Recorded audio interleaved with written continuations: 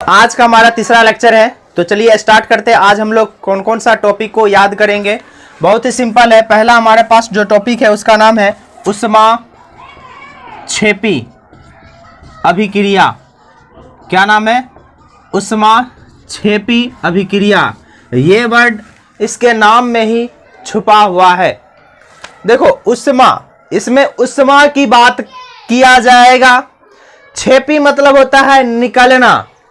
समझ में आ रही बात? क्या होता है? निकलना। तो सिंपल सा इसको याद करने का कोई कीवर्ड नहीं है।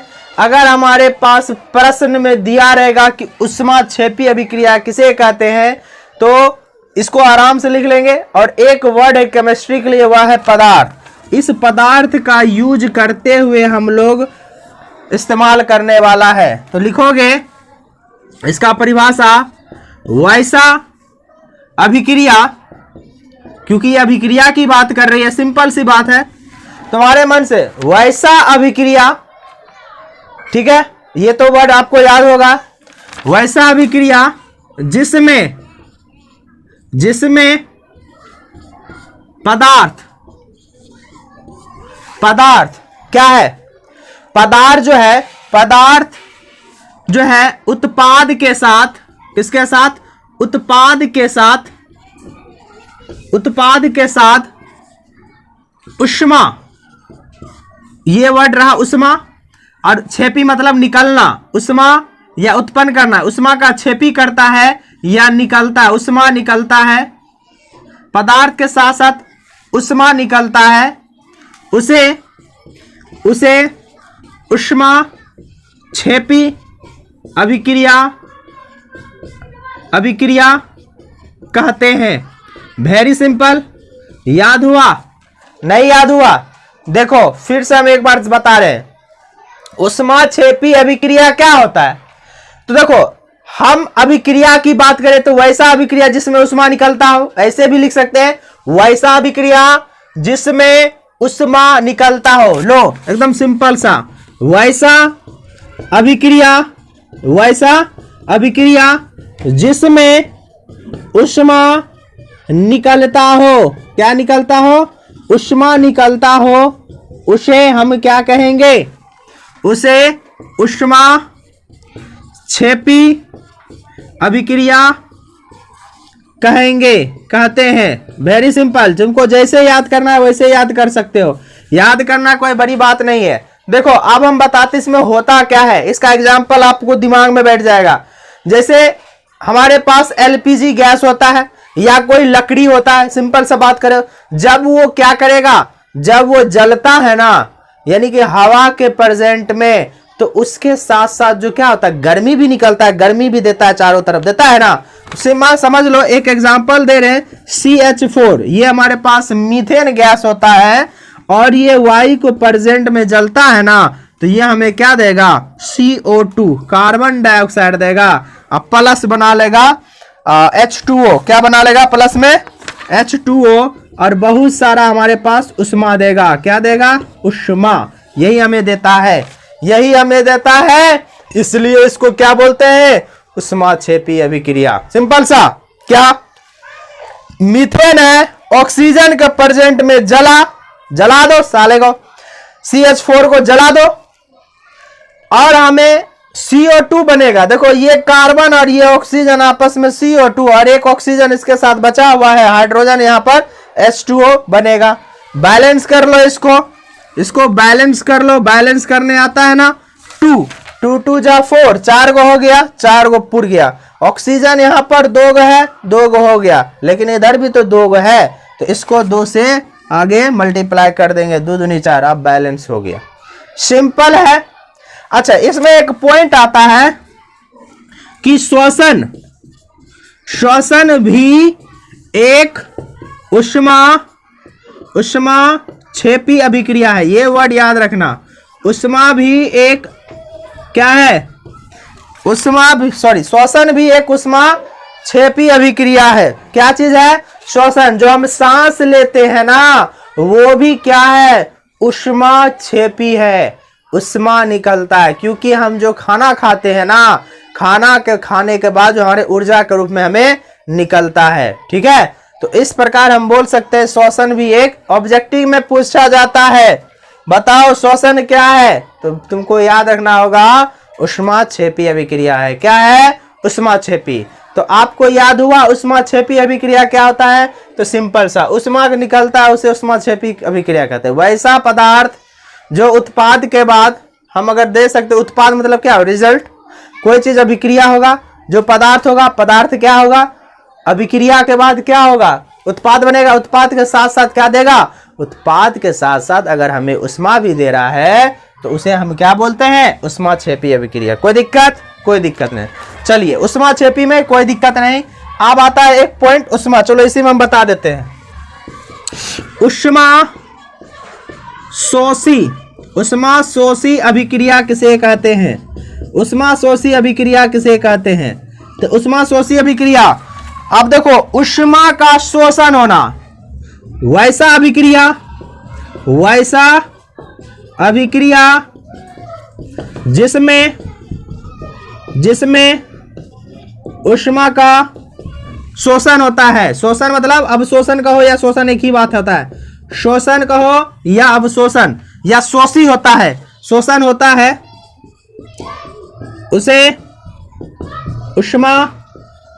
उसे ऊष्मा शोषी अभिक्रिया कहते हैं। शोषी अभिक्रिया कहते हैं। Very simple. देखो इसके नाम में ही छिपा हुआ है, इसको याद करने की कोई जरूरत नहीं है। ये दो याद हो जाएगा ना? बिल्कुल। चलो नेक्स्ट हमारा क्या है उसको हम लोग देखते हैं। नेक्स्ट हमारा इसमें आता है वह हमारा है अपचयन। इसको एक साथ पढ़ लेते हैं। अपचयन इंग्लिश में इसको बोला जाता है ऑक्सीडेशन। ऑक्सीडेशन क्या होता है? देखो इसमें दो वर्ड हम यूज करने वाले हैं इसमें। इसको याद करने के लिए दो वर्ड। पहले एक बात बता देते हैं, यह है अपचयन। एक और इसका भाई है जिसका नाम है अपचयन। अप और यह है उप। ऊ से होता है उल्लू और उल्लू से होता है औल। ठीक है। अपचयन को कहते हैं रिडक्शन। क्या बोलते हैं इंग्लिश में? रिडक्शन बोला जाता है। तो अपचयन किसे कहते हैं और उपचयन किसे कहते हैं और अपचयन किसे कहते हैं? बात समझ में आए? पहले वर्ड को समझो, इसमें बहुत बच्चे को कंफ्यूजन होते रहता है। तो हम बोल रहे हैं ना, ये उल्लू है। उल्लू समझते हो ना? औल, ऊ से उल्लू, ओ से औल, और इसमें ऐसा कुछ लफड़ा है नहीं। तो उल्लू वाला औल। तो ओ से होता है ऑक्सीजन। ओ से क्या होता है? ओ से होता है ऑक्सीजन। ओ से क्या होता है? ऑक्सीजन। तो यही वर्ड को हम लोग याद रखेंगे। इसमें इसका कीवर्ड है दो गो। तो कीवर्ड इसमें कितना है? दो गो, ऑक्सीजन और हाइड्रोजन। हाइड्रोजन। अगर तुमको हाइड्रोजन नहीं याद हो तो कोई बात नहीं, ऑक्सीजन भी याद हो गया तो इसका परिभाषा हम आराम से लिख सकते हैं। हम एकदम वीक स्टूडेंट है, कमजोर स्टूडेंट है, तो हम लोग सिंपल सा बात है। अब उपचयन किसे कहेंगे, यानी उल्लू किसे कहेंगे? सिंपल सा बात है, उल्लू किसे कहेंगे? तो उल्लू हम किसको? जो रात में देखता है उसको उल्लू कहेंगे। तो वही बात हो गया, यानी कि जो रात को ज्यादा देखे। सिंपल सा बात है। तो उपचयन क्या होता है? अब उपचयन में क्या होता है? जिसमें ओ मतलब ऑक्सीजन, ऑक्सीजन की वृद्धि होती है। जिसमें ऑक्सीजन की वृद्धि होती है, वृद्धि मतलब अधिक होती है। जोड़ना, या इसका एक शब्द होता है जिसमें ऑक्सीजन जुड़ता है या इसके साथ जुड़ता है, या जोड़ना यानी ऐड होना। तो जिसमें ऑक्सीजन जुड़ता है, अगर चाहे तुम हाइड्रोजन हो तो ऐसे भी लिख सकते हो, जिसमें ऑक्सीजन जुड़ता है उसे हम उपचयन यानी ऑक्सीडेशन कहते हैं। याद हुआ?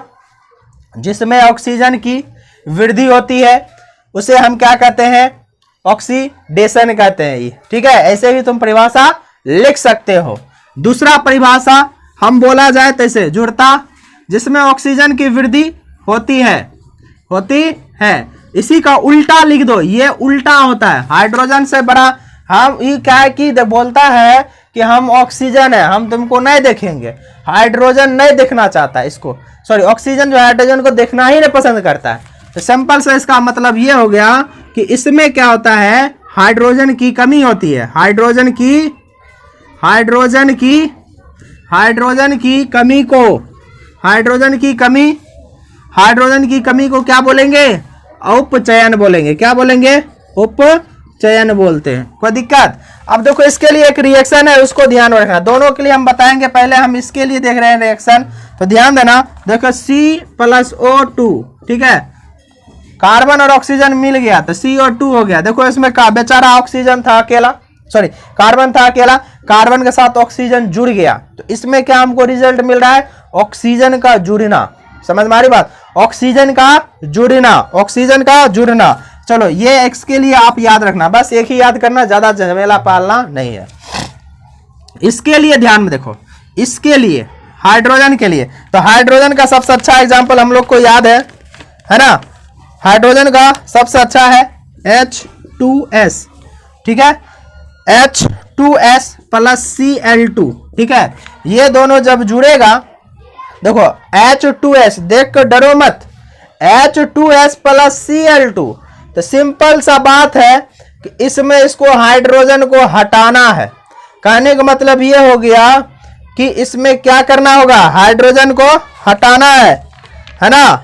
हाइड्रोजन को सल्फर से हटाना है, सल्फर से हाइड्रोजन को हटाना है, तो सल्फर से जैसे हाइड्रोजन हटेगा तो हाइड्रोजन की कमी हो जाएगा, तो ये हमारे पास बन जाएगा HCl, और बेचारा अकेला सल्फर हो गया।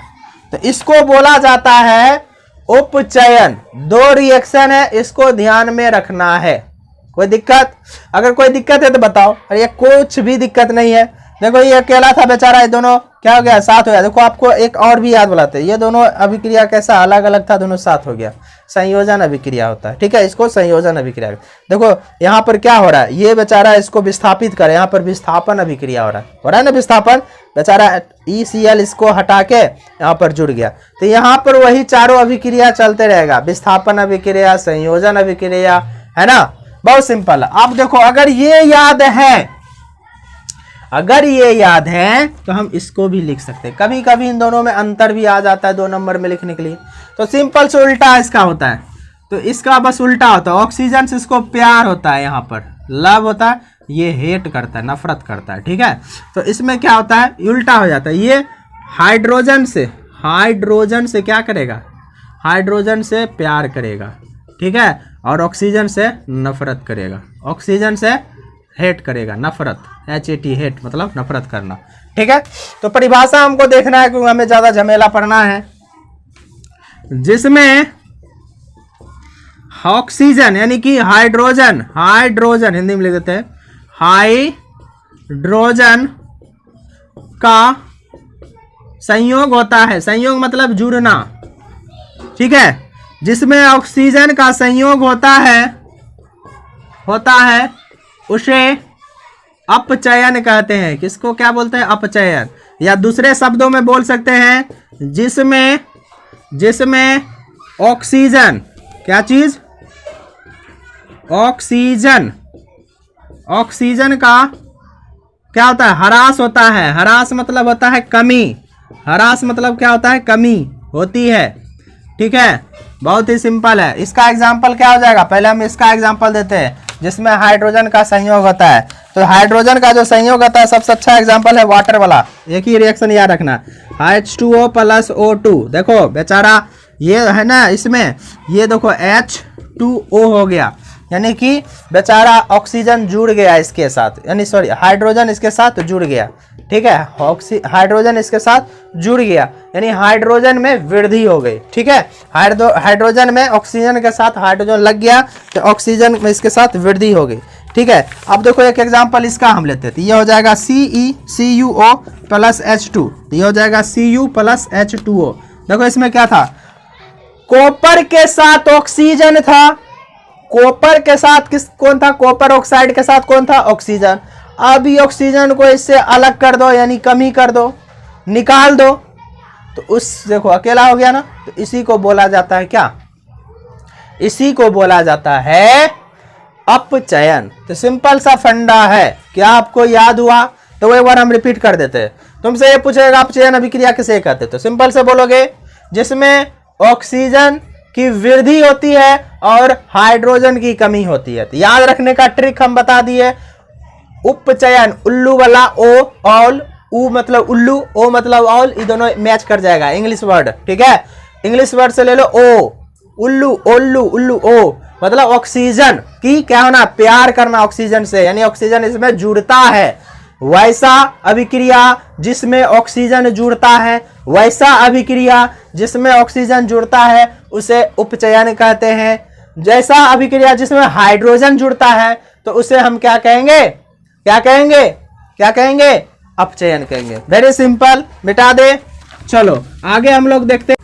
आगे हमारे पास एक आता है रेडॉक्स, रेडॉक्स अभिक्रिया, redox reaction, redox reaction Hindi में बोला जाता है, हिंदी में रेडॉक्स से बोलते हैं, रेडॉक्स अभिक्रिया। देखो अब हम तुमको बता दे रहे हैं रेडॉक्स अभिक्रिया में क्या आता है।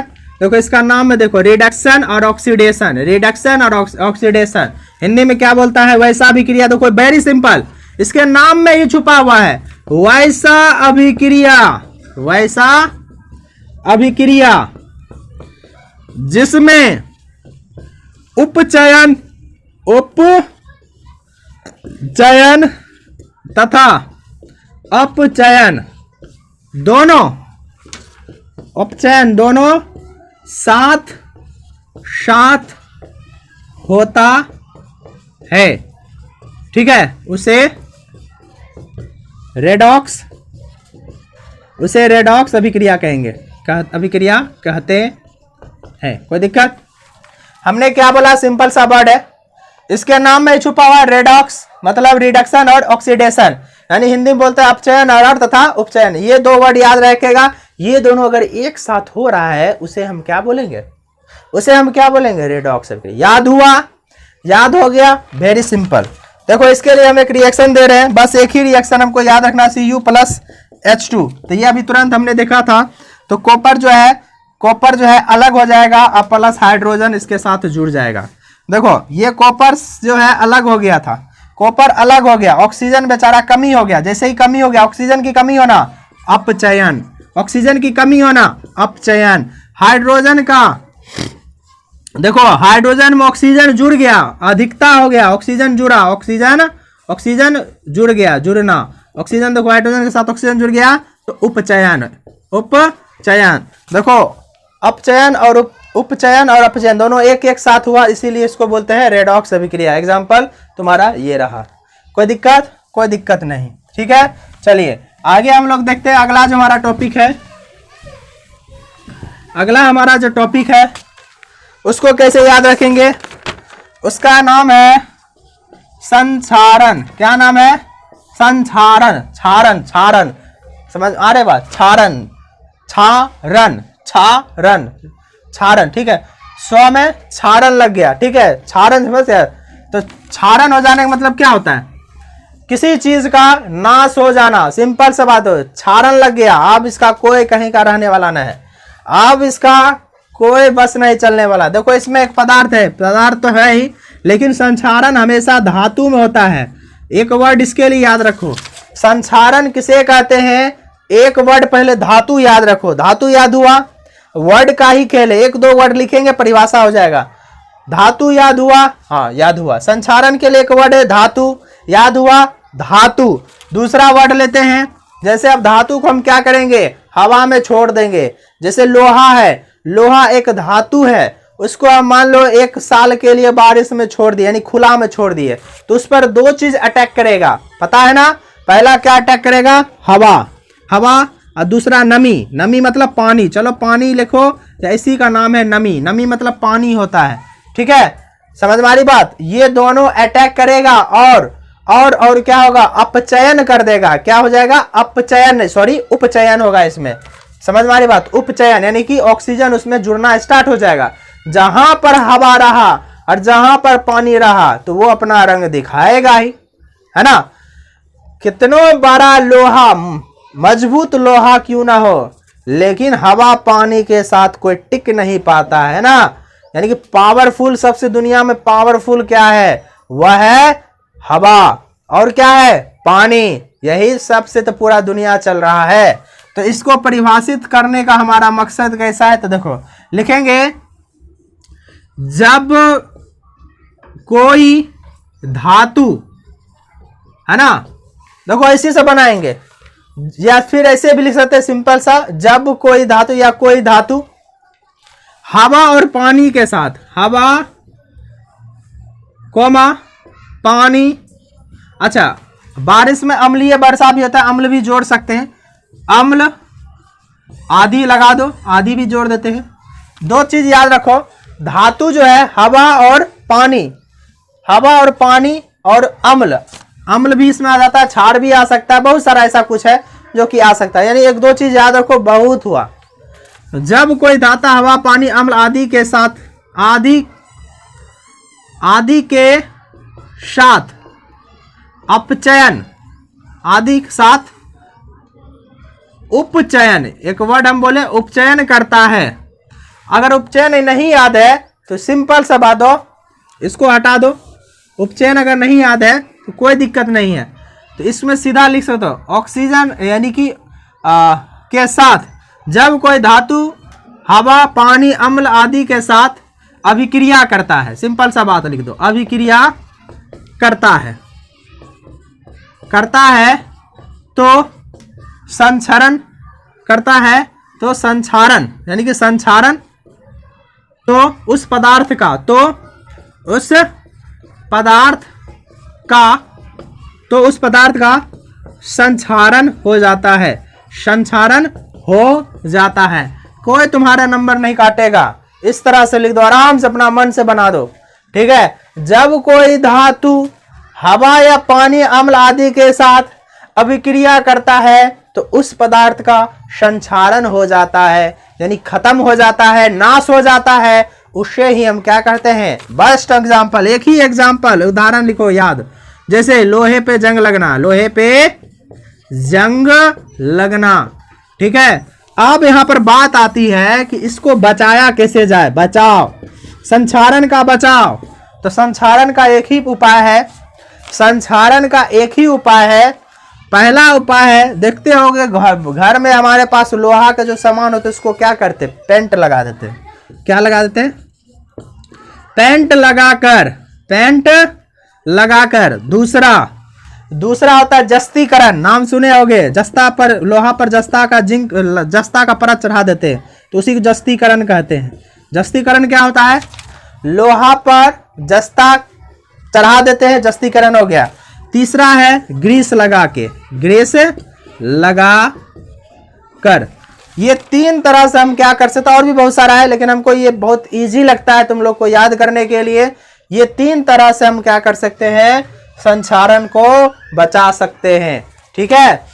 बहुत दिन तक तो नहीं बचा सकते लेकिन बहुत साल तक जरूर हम बचा के रख सकते हैं। याद हुआ, याद हुआ। संक्षारण किसे कहते हैं, हवा पानी अम्ल आदि के संपर्क में आने पर से क्या होता है, जो पदार्थ होता है वह संक्षारण हो जाता है, ठीक है। उसी को हम क्या बोलते हैं, संक्षारण कहते हैं। और इसको बचाने का उपाय क्या है, पेंट लगाकर, जस्तीकरण करके, ग्रीस लगाकर। याद हुआ, ये तो दोनों तो याद ही होगा, समझ में।